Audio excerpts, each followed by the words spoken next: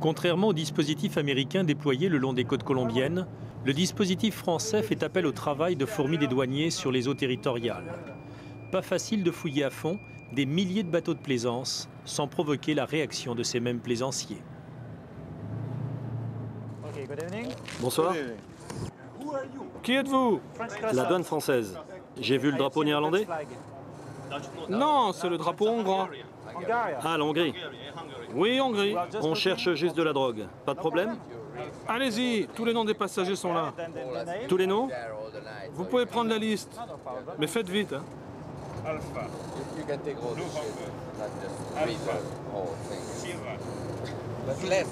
Allons-y, ma femme nous attend à terre. On perd notre temps ici. Vous pouvez y aller. Vous comprenez ce que je dis? Pourquoi tu me cherches? J'ai le droit de faire un rapport sur le comportement de cet homme et il aura une amende à payer, ok? Je t'emmerde. Je t'emmerde et je te tuerai si je te retrouve. Christos, Christos, arrête! Toi, je vais te buter si je te retrouve.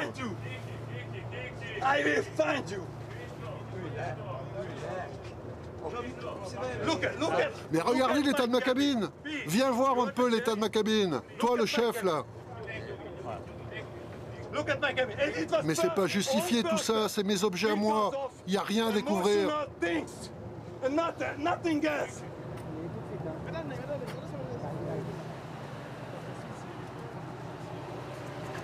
Des fois, on tombe sur des gens qui sont un peu récalcitrants ou qui apprécient pas trop les contrôles qu'on fait.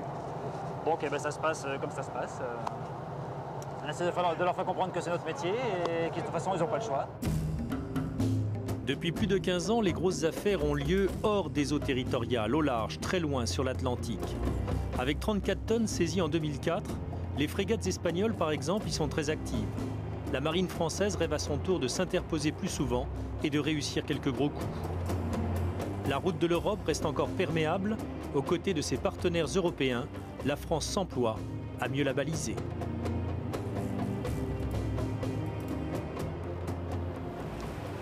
Georges, depuis que Ramon Gutiérrez et Christophe Basile ont tourné ce reportage, il y a 2-3 mois, la coopération entre les Français et les Américains a porté ses fruits. Il y a quelques jours, 2 bateaux ont été interceptés, 2 bateaux avec à leur bord plusieurs tonnes de cocaïne. Enfin, il y a encore des pirates et des flibustiers sur la mer des Caraïbes. De véritables voyous, oui.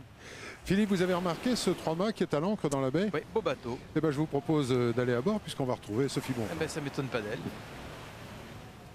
Eh bien, je suis à bord du Le Toumelin, un drôle de 3-mâts. On dirait qu'il a été construit en bois, mais ne vous fiez pas aux apparences. Sa coque est en voile de béton. C'est un ferrociment, comme on l'appelle. Son propriétaire, un Français, Pierre Brenet, a mis plus de 15 ans à le construire au sud de la France. Depuis 1989, toute la famille vit à son bord et navigue dans la mer des Caraïbes. Alors, autant de bateaux, autant d'histoires différentes, autant de destins, comme celui que nous allons vous raconter, celui d'un cargo qu'on peut croiser au large de la Floride. Il s'appelle Bart Roberts, c'est le doux nom d'un terrible pirate anglais.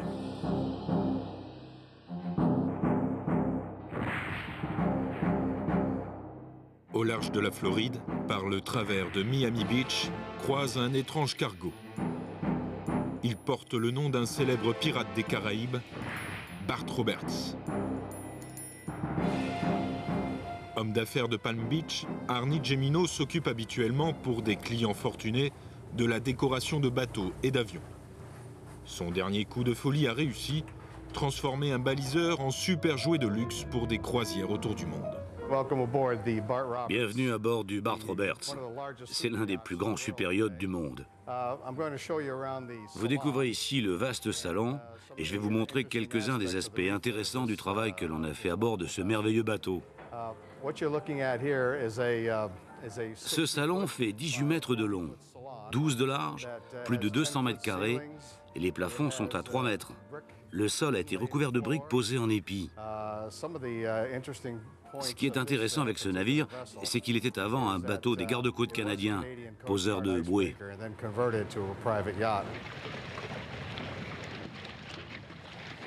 En janvier 2001, Arnie, installé en Floride, lit une annonce dans un journal maritime concernant la vente aux enchères d'un bateau du gouvernement canadien, le Narval. navire identique à celui-ci, spécialisé dans le balisage du Grand Nord.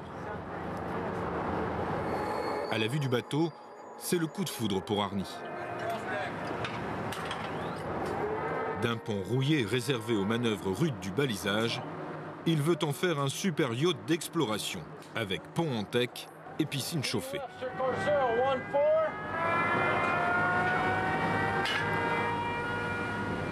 Après de longs travaux, la silhouette du vieux baliseur reste la même.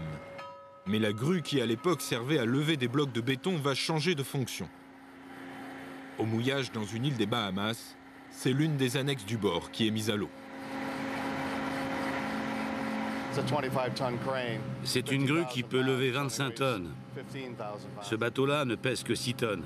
Alors voyez, on a de la marge.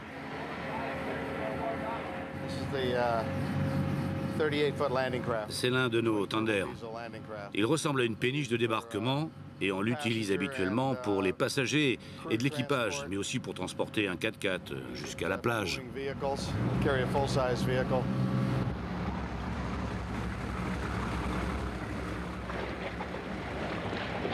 Dans ce mouillage calme de l'île d'Exuma, le Bart Roberts s'est trompé de décor. Le Bart Roberts? En fait, je sais rien, je sais pas ce qu'il fait là. Parce que moi, j'étais un nouveau dans le coin. Je sais qu'il n'est pas de dimension pour aller avec le reste des bateaux qu'il y a autour. J'ai entendu par la radio qu'il y avait des invités qui allaient. J'ai vu du monde s'y rendre. Je me suis demandé si c'était un casino ou un bateau privé. Je pense que c'est quelqu'un qui s'est payé un bateau avant qu'il soit mis au rencard et qu'il l'a retapé. Il s'est fait un bateau privé, mais ça fait un bateau qui est drôlement plus solide que les bateaux qu'on vend d'ordinaire.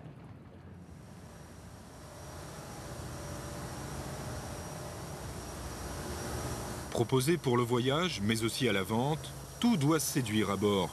Jusqu'à la salle des machines, où les caches des moteurs sont siglées par les célèbres sabres d'abordage, comme pour faire oublier son passé de travailleur des mers. On travaille de longues journées pour maintenir ces machines en parfait état. Ce bateau a 40 ans, mais la qualité de l'acier à l'époque était bien meilleure qu'aujourd'hui.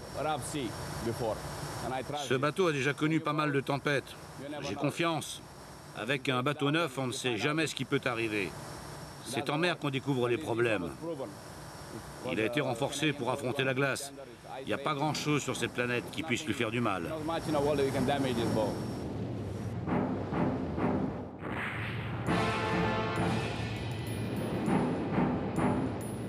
Il y a quelques mois, l'ancien poseur de bouée a commencé sa nouvelle vie de bateau pirate. Mais pour le convertir en super yacht de luxe au décor de cinéma, il a fallu beaucoup d'imagination et plusieurs millions de dollars seront nécessaires à sa transformation.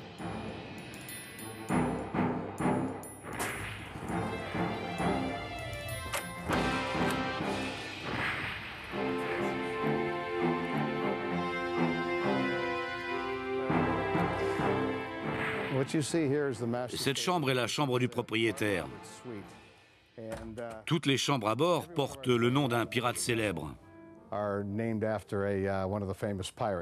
Ici, c'est celle du fameux Bart Roberts. Le plus étonnant, c'est ce lit superbe, fait spécialement sur mesure. Il est unique, exceptionnel. C'est vraiment un lit qui donne envie de sauter dessus. Suivez le guide maintenant. C'est la salle de bain de madame. Vous verrez pourquoi. C'est de loin la plus grande.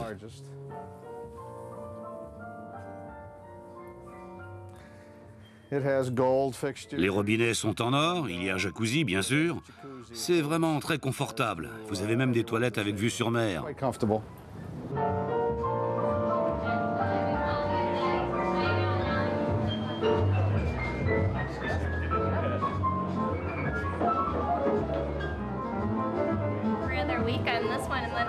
Le Bart Roberts peut accueillir une vingtaine d'invités dans les 10 cabines du navire. C'est l'un des bateaux de location les plus luxueux du marché.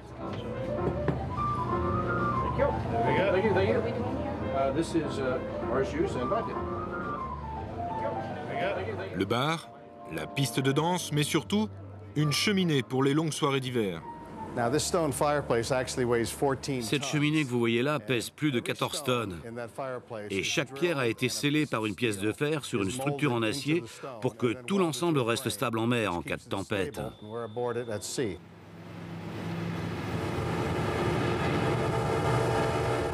Ici, c'est l'offshore ultra rapide à 40 places qui est utilisé pour aller chercher les invités pressés de rejoindre au plus vite ce bateau que son propriétaire définit comme un jouet très cher pour un homme très riche.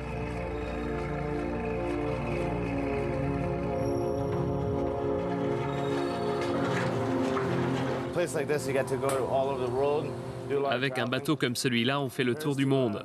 Et la cuisine que l'on sert à bord est celle d'un 5 étoiles. Alors pour cela, on utilise les meilleurs produits. C'est difficile. On travaille dur. À bord, on a des réserves de nourriture pour tenir 4 mois, avec quelques ravitaillements pour les produits frais dans les ports où on s'arrête. Et pour les cocktails, on sert habituellement entre 100 et 150 personnes. Mais ce que je préfère avant tout, c'est de découvrir d'autres cultures et les meilleures cuisines du monde.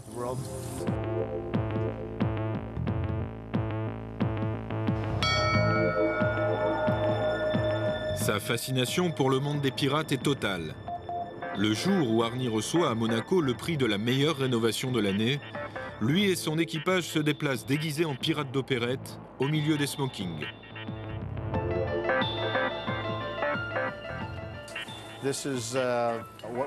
Ce tableau que j'ai fait réaliser est inspiré de la scène, le dernier repas du Christ. Mais ici, vous ne voyez que les plus célèbres pirates que les océans du monde aient connus. Au milieu, vous avez le pire de tous, c'est Bart Roberts. Et là, ils doivent discuter ensemble de leur prochain plan pour trouver des trésors.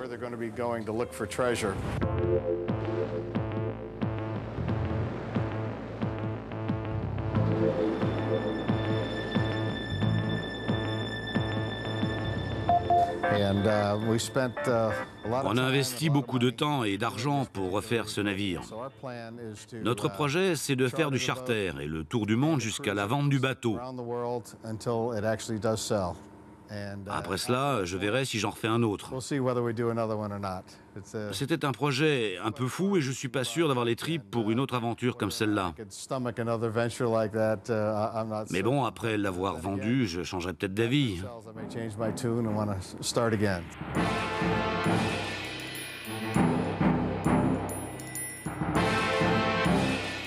Même si on lui fait porter le chapeau des pirates, le vieux poseur de bouée doit repartir pour des destinations qui lui conviennent, l'Alaska, l'Antarctique, la barrière de corail ou Tahiti.